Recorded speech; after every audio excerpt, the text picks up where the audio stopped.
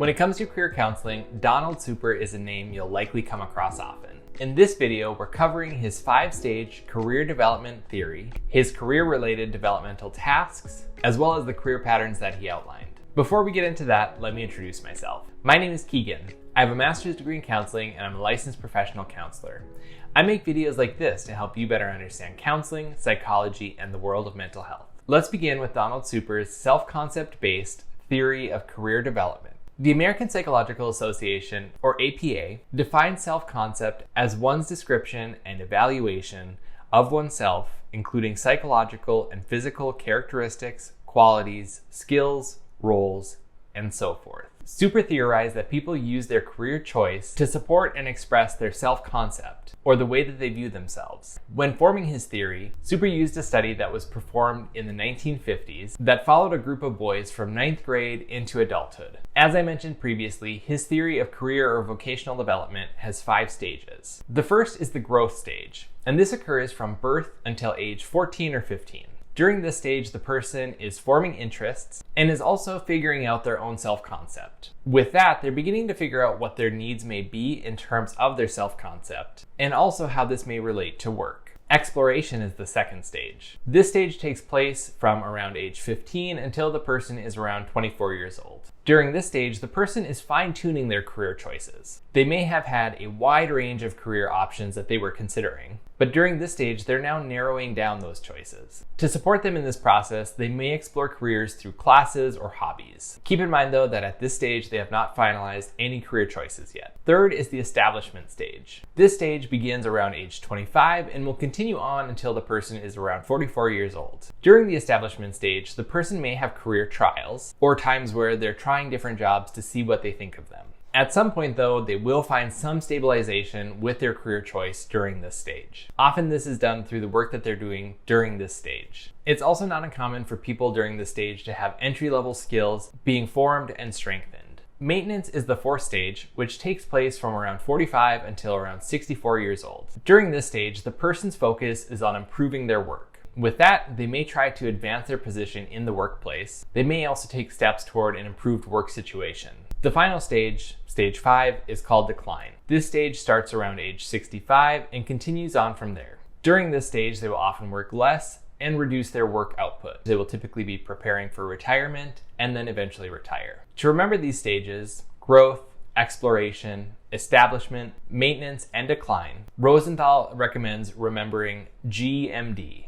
Since there are 2 stages that begin with the letter E, this could be a source of some confusion.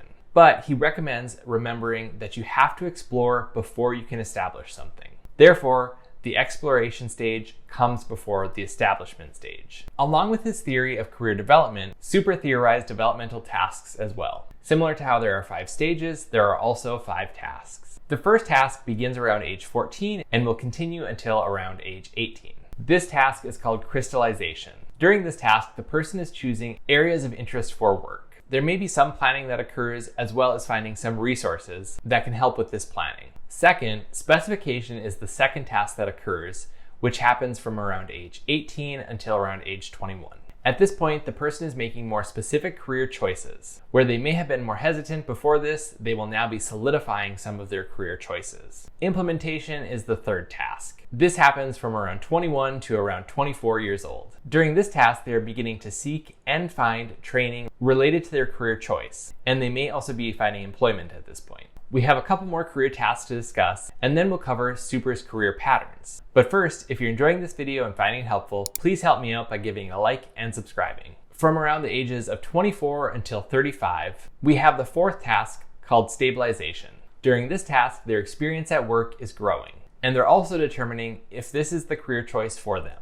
Finally, consolidation is the 5th task. This will begin around age 35 and continue on from there. With this task, they're establishing themselves in their career. They are working to gain status, achieving and maintaining greater seniority, and working toward advancement. With these career tasks, Super noted that the ages where they occur are very flexible. He also said that they do not necessarily occur in a well-established sequence or order. Not only that, but Super said that some people have mini cycles, which is when they go back and then through a stage again. Career patterns are something else that might be helpful to be familiar with. There are 4 main patterns that Super discussed. With the conventional pattern, the person may try several different jobs, but in the end, they will find one job that is a stable choice for them. With a multiple trial pattern, people will try many different entry-level jobs. However, they don't find a job that they feel truly expresses their identity or self-concept. There's also an unstable pattern. With this, the person will go through many jobs, more than in the conventional pattern.